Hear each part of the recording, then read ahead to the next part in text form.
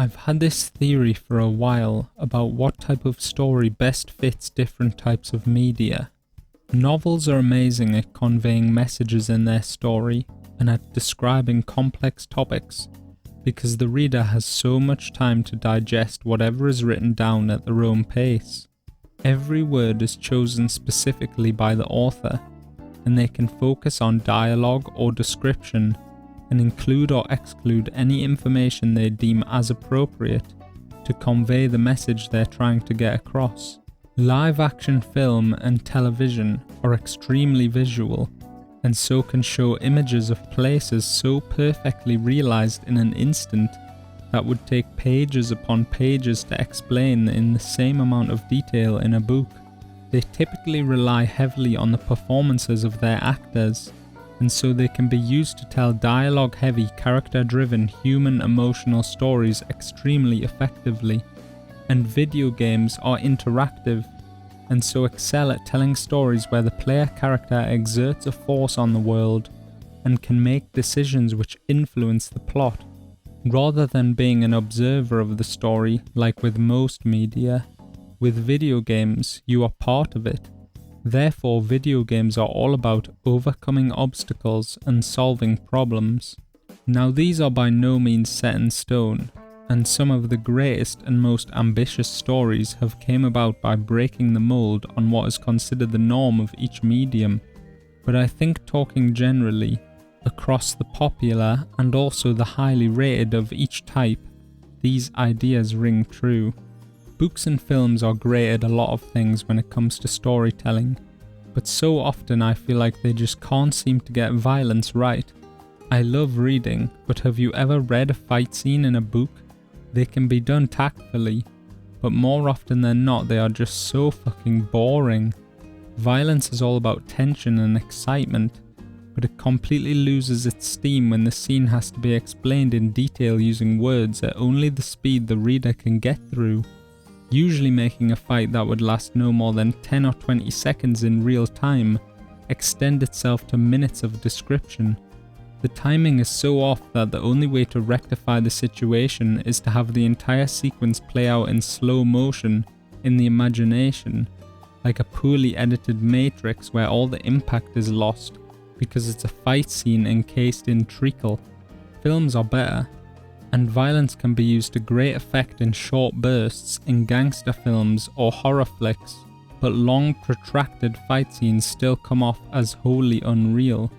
You first have the issue that if the film is anywhere near less than in the last 10 minutes, the chances of a main character actually losing the fight are almost zero, completely removing the tension from the scene. And secondly, that unlike emotions and body language that can be conveyed so realistically across the screen, because it's all special effects and camera work, and the fact that it's frequently done by stunt doubles, most on-screen violence looks completely fake to the point where you're ripped from the immersion like a plaster. The only way I've seen films succeed in using violence like this is to lean into the ridiculousness of it all and focus on providing bombast, like giving a minigun to Arnie and Keanu, or a flamethrower to Leo, Kurt Russell and Sigourney Weaver. The worst part, worse than the fact that they never feel right, is usually that the fighting adds so little to the experience. Films and books can be so full of intrigue and imagination and tell magical and beautiful stories, but when they include violence, or for that matter sex scenes, I can just feel my brain start to shut down as the narrative grinds to a halt to give screen time to a uselessly protracted scene. Now I think animation can provide some amazingly choreographed, visually pleasing and exciting fight scenes, but I'm not talking about animation, I'm talking about video games. And holy shit, are video games just so perfect for violence. Video games are made for violence, and that's all there is to it. Video games, as I will say time and time again, are above all an interactive medium, and because of this they require obstacles to be overcome. As much as they try to make it so, video games are not perfected by telling a character-driven dialogue-heavy story in the same way films and books are. They are perfected by letting the player have fun by doing shit, and one of the most exciting things to do is fuck shit up. Violence is so perfect for video games, beyond even puzzles, because it gives the game such a perfect way to push back against the player. Figuring out a static puzzle can be a lot of fun, but there's little more exciting than the dynamism of an enemy AI, or even better, a real player, trying its hardest to triumph over you. Unlike a film or a book where you're a passive observer, the stakes are absolutely there at all times. If you don't try your hardest to win, you will be destroyed in combat. Violence provides an amazing yet unpredictable challenge that can provide an equally amazing feeling of victory and satisfaction in return. It can allow for a huge selection of ever-changing moment-to-moment decisions that must be made to succeed, and gives a high-intensity thrill ride to both player and any audience. It can allow for miraculous comebacks from the brink of death, and awesome, perfectly executed clinical executions of the opposing side. Violence is so great in video games that 90% of the time it is completely at odds with the narrative story, and I, nor anyone else involved, even cares. The good guys in most games are almost always mass murderers. Mario, the world's most recognizable plumber, has a higher kill count than Simo.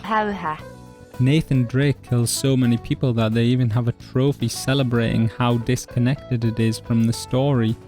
Games like Shadow of the Colossus and Nier Automata do a great job of painting a morally grey picture of it all. But in most games the player character is back to cracking jokes and having a great time the moment combat is finished, where realistically they're more likely to be lying down in the fetal position, crying like in The Binding of Isaac. Violence and death are such a huge part of games that they don't really even matter anymore. If anything, it feels unnatural to play a game where the objective isn't to murder every single enemy straight away, rather than being treated as the horrifying, brutal, psychologically damaging act it is. It's really just a cool way to overcome an obstacle and see the numbers go up. The graphics aren't the best, but even chess is a game about violence. I don't know how I feel about violence. There's definitely something primal about it. The short-lived life or death struggle is a microcosm of human existence. The adrenaline release fills the body with excitement, but at the same time it's an over-glorified, horrifying and depressing part of life that scars everyone involved and seems predominantly used by the strong to oppress the weak. Video game violence and real-life violence shouldn't be confused with each other, but I'm no stranger to the real deal. I can stand up for myself, but I never feel strong or proud or happy afterwards. I feel sick, and it takes me weeks if not months until I feel myself again. I feel like violence is so much easier to bear when we are disconnected from it. Similar to the Romans who watched thousands of deaths in the Colosseum in Rome for an afternoon of sport, a mass death site where we now go to take pretty pictures. We regularly watch similar things reenacted in films and television as entertainment, which are no less brutal, even though the acts themselves are staged. In a similar way, I feel the people I know who are the most excited by violence are the ones which are the least familiar with it in reality. Basically, what I'm trying to say here is that even though violence has existed in storytelling for thousands of years, it's really in video games where it's perfected. Rather than just being a witness to violence, you get to partake in all of its adrenaline-rushing glory. It provides the best form of an obstacle to be overcome by your interaction with the game. It's an obstacle that can fight back. As much as I love violence in games and would never want it to be removed, I can't help but feel a little ashamed of myself for not being able to shrug it off like Mario does. Thank you to Shadow of the Colossus for distilling the feeling of winning. Thank you to 2B for pondering what it is to fight. And thank you for watching. Peace.